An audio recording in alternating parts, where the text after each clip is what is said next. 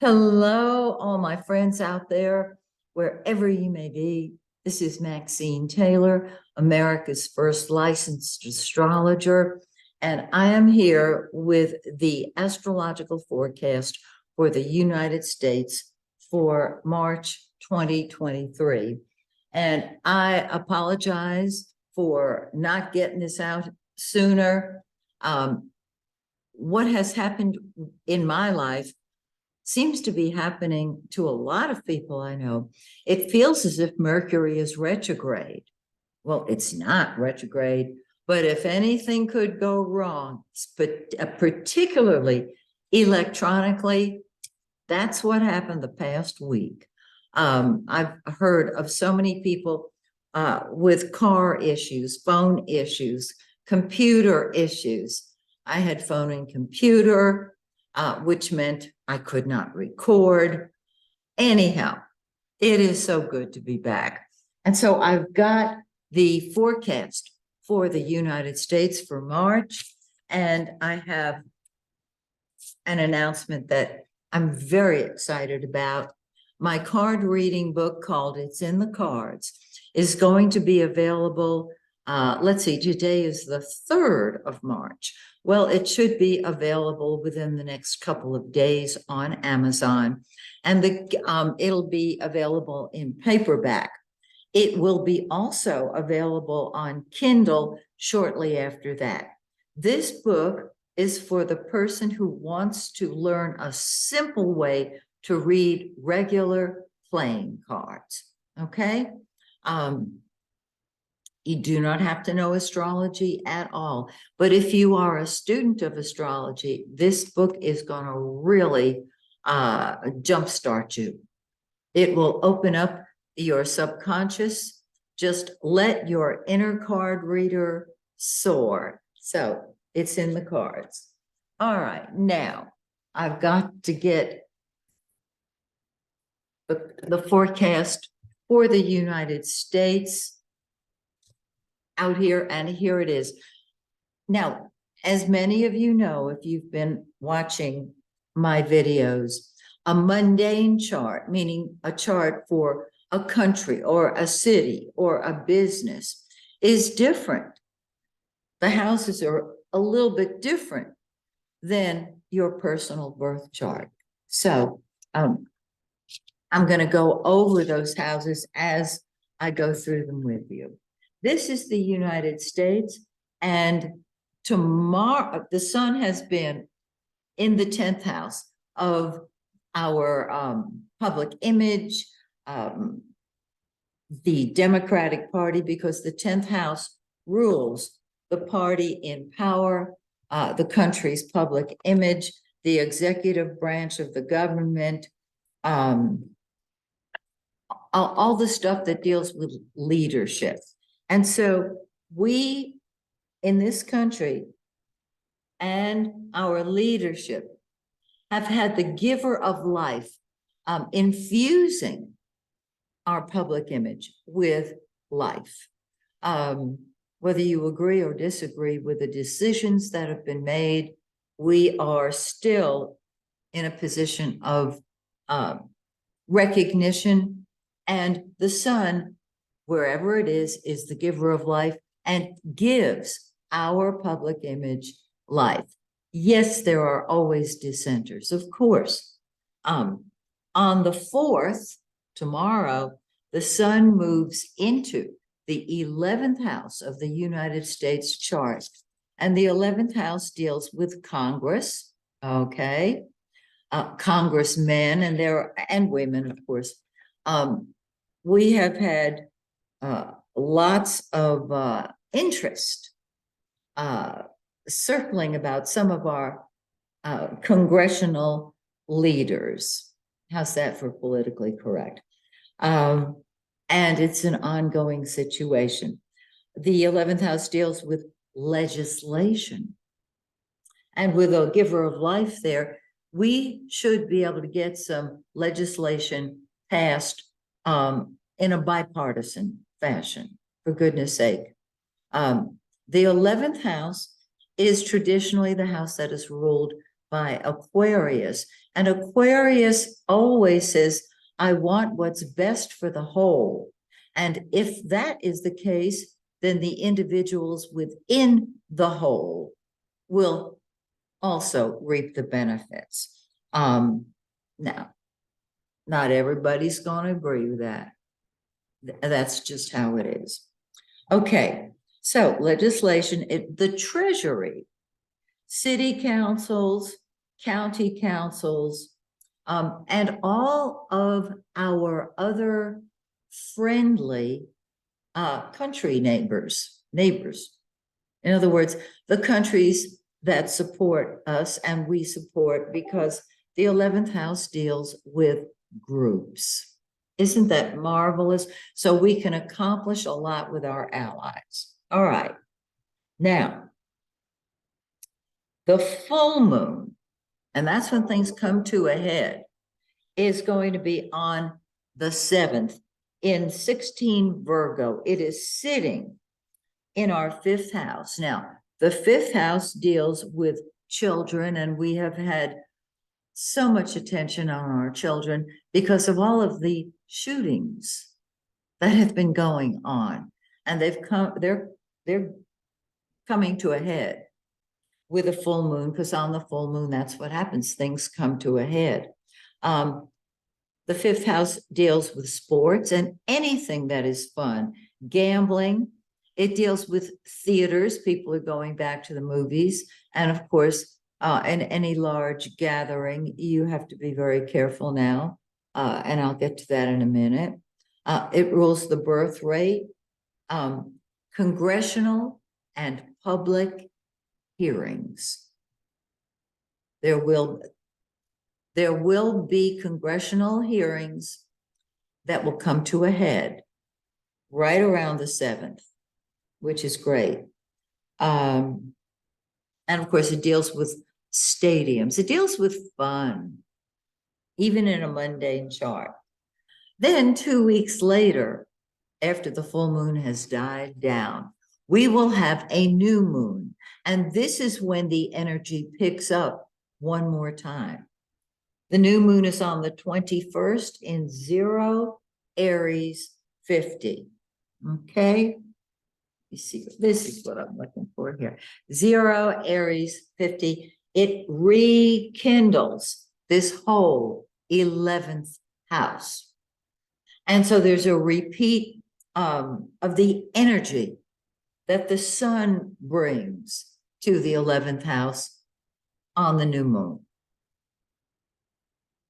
We really, really need to work hand in hand across the aisle. And it's either going to happen or it's not. You know what I'm saying? Hopefully, there can be legislation passed that will be acceptable to both sides. All right, now let's talk about Mercury. Mercury is what we think about and talk about. It's not an action planet, but it gives us ideas. Mercury is the planet of communication. It has been in the 10th house of the United States chart. And so we have had, naturally, the emphasis is on the president, the party in power is the 10th house. And so I'm thinking in terms of the trips that President Biden has made that have enhanced our public image. And that he's going to continue to do that until the 10th. Now, on the 10th, Mercury, what you think about and talk about, moves into that 11th house. And remember, the 11th house is activated by the sun and the new moon. And this is why I'm hopeful that there will be enough people who think more in terms of what is best for our country and not their own reelection, not their own pocket. Did I say that really? Yes, I did. Okay, then on the 30th of the month, Mercury moves into our 12th house, the United States 12th house. And this is very, very interesting because the 11th house deals with all behind the scenes activities. And I'm going to read them. I'm going to give you every one that I know of, as listed on my cliff notes here. The 12th house, first of all, secrets, behind the scenes activities. So we're not going to know what they're talking about. And in some cases, this is the best move, because if we're talking about spies, which of course we are at some point, it's probably a good idea to keep certain things out of the public domain. So bribery, spies, hidden enemies, and with by hidden enemies, this can mean it can come from within. Prisons, jails, hospitals, any institution, any large institution, crime and criminals, charitable organizations and institutions. It's quite, you see, it's beautiful, and it can be the underbelly as well. Seclusion, the past, secret societies, slavery, and welfare. And so a lot of conversation going on in April with Mercury in the 12th house. Okay, let's keep on going here. It's starting to get interesting. All right. Venus, the planet of love. The lesser benefic. Okay. What we're looking at here is blessings when it comes to all 11th house matters. And remember, we have the sun and that new moon in the 11th house. And when you bring love into the picture, you can get bipartisan action from Congress, legislation, Treasury, city and county councils, and our friends, other countries that are our friends. On the 11th, Venus, love, moves into the 12th house. Now, I just read the 12th house with Mercury. Venus brings love and money into the picture. And on the 19th, it sits on our anti-vertex. This is the point over which we have control. Okay? And it will be loving control. Please don't ask me what this means, because the 12th house is behind the scenes. But it's because it's Venus, we're dealing with love. And so we may turn to our friends to help us in all 12th house matters. Okay, cool. Now, this is what I'm looking for. Give me a second here, guys. Okay, cool. Mars, the planet of war, the planet that indicates what we'll fight with and fight for. It's what comes first to us. Mars has been in our first house, and the first house of any mundane chart is the attitude and the political mood of the people. It deals with public health and resources. Now, Mars, war, what is number one to us, sits on Mars.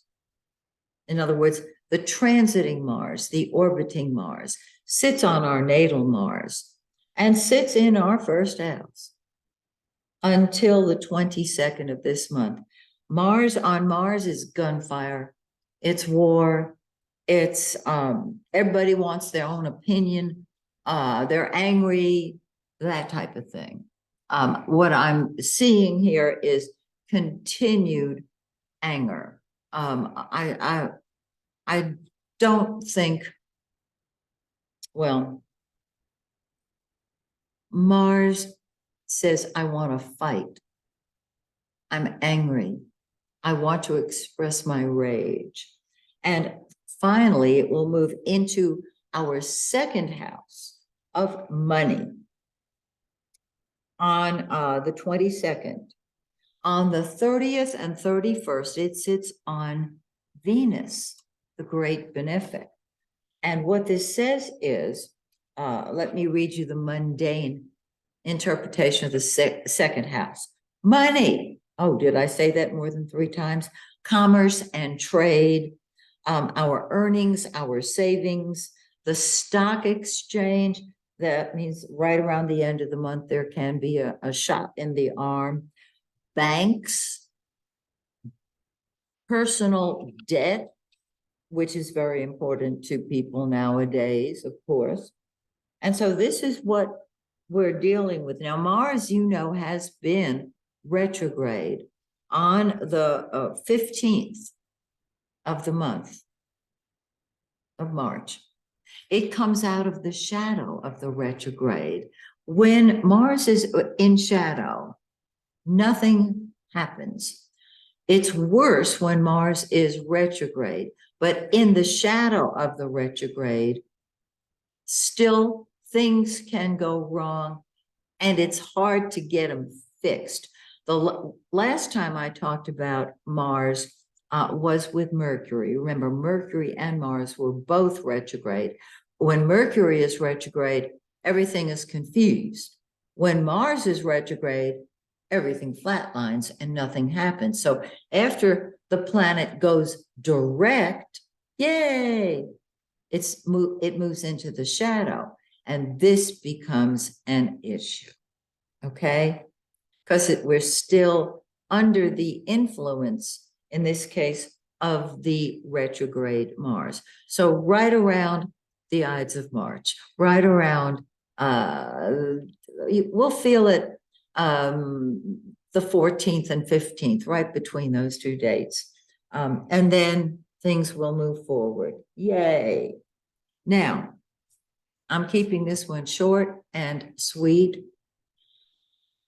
I have talked about this before. It concerned me before, and it still concerns me. So let me just tell you what I'm talking about here.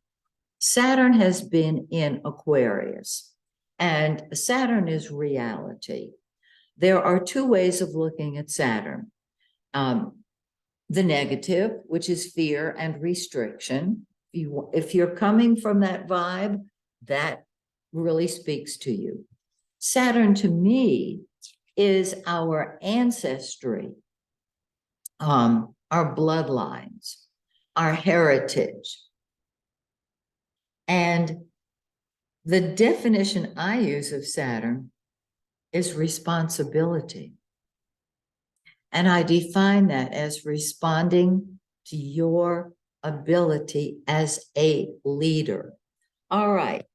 Saturn is in the 10th house, and on the 16th, it moves from Aquarius into Pisces. Now, this is very interesting. Saturn will stay in Pisces for 2.5 years, right? It has a cycle of between 28 and 32 years. So think back 30 years ago. And that is what Saturn in Pisces is going to be showing us for the next 2.5 years. And when I say us, I mean, look at your own birth chart. Look at your own life.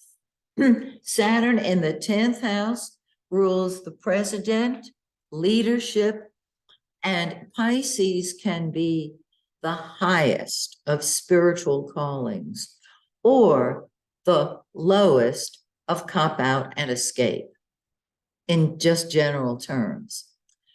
Saturn makes our dreams real. We face our dreams and we can create our dreams manifesting. But Pisces is co-ruled by both Neptune and Jupiter. Okay. Jupiter, by the way, has been in our first house, and it has amplified the rage coming from the people. I didn't put it in here. I'm just over it. You know what I mean? And let's see something. I want to see something here. Yes, Jupiter is going to be moving into Cancer, and it will affect our money favorably at that point. We'll talk next month, okay? So Saturn here, being co-ruled by Neptune, which is the dreamer, and Jupiter, which is the greater benefic. Saturn is man's law. Jupiter is God's law, it's truth. And Neptune is spiritual law. These are diametrically opposed, Saturn and Jupiter, and Saturn and Neptune. And Saturn in Pisces can produce a certain guilt. I don't mean weeping and wailing, but it can have us looking back and doing something about it. Now, Pluto, you've heard me talk about Pluto. And so I know you've been thinking about it yourselves. And some of you are excellent astrology students. I know you are. Pluto has been in our ninth house. Pluto is out with the old, in with the new. It is death and rebirth. It is, if you were going to fix up a house, let's say you wanted to buy a new house and it needed some repair. With Pluto involved, you would absolutely take it down to its foundation and start from scratch. It's all or nothing. And it has been in traditional Capricorn for 248 years. It has a cycle of 248 years. If you go back to that, that's 1775, 6, 7. We're talking about the American Revolution. Guess what, guys?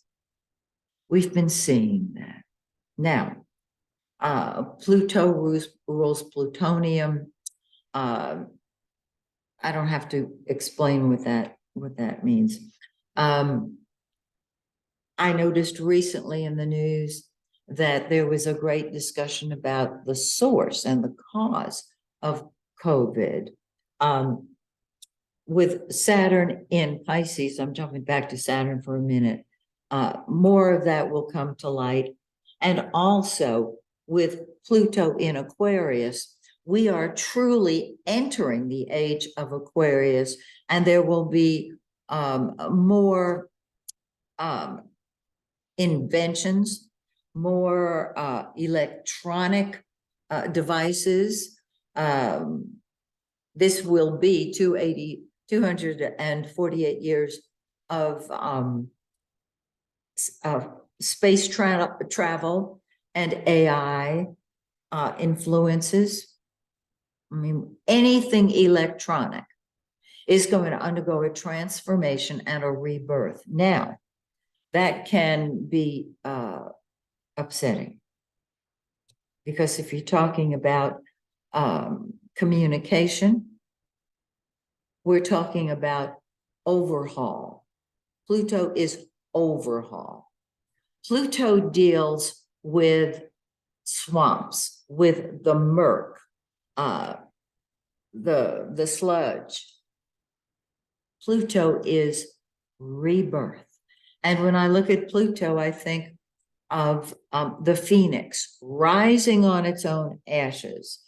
Now, we have had a lot more of a sexual revolution, Pluto, sex, with the LGBTQ community, and there will be more individuals coming forward to proclaim their own sexuality. I don't know how far it's going to go. Your guess is as good as mine, but it's there. Now, in the United States chart, because I've been talking generally right now, the ninth house deals with long distance travel. Space travel, of course, space travel. We already have space travel, but we are going to do a great deal more of it. Pluto rules the the ninth house rules the upper courts. And so there can be a big change in our laws. Foreign travel, of course, I just mentioned that. And there will be more artificial intelligence, as I mentioned earlier. Higher education will change. Religion will undergo a transformation. Advertising, even science, insurance. Without doubt, the Supreme Court, because this deals, the ninth house is higher law. Everything we believe in, our principles, our truths are undergoing a total transformation. Our philosophies and world trade, international trade, oh yes, and higher education. So just looking at this kind of wears me out. Does it wear you out, or does it fire you up? And as I mentioned, in the not too distant future, when Pluto crosses the midheaven of the United States chart, there will be changes made in our executive branch of government, in the presidential office itself. I've said before, it will either mean the end of democracy as we now know it, or a rebirth of the principles on which the United States was built and founded. So interesting times ahead. I will keep you posted. And next month, I'm hoping I have no problems with my new phone, no problems with my computer, which I love. I love you. Behave, perform the way I want you to. So will you join me next month when once again I take a look at the United States chart? And let us embrace and send light to Ukraine. Blessings on your country, everybody from wherever you are watching this video, whatever country you are in, blessings to you and to the United States, of course. And may the stars shine brightly on you and yours. Bye for now.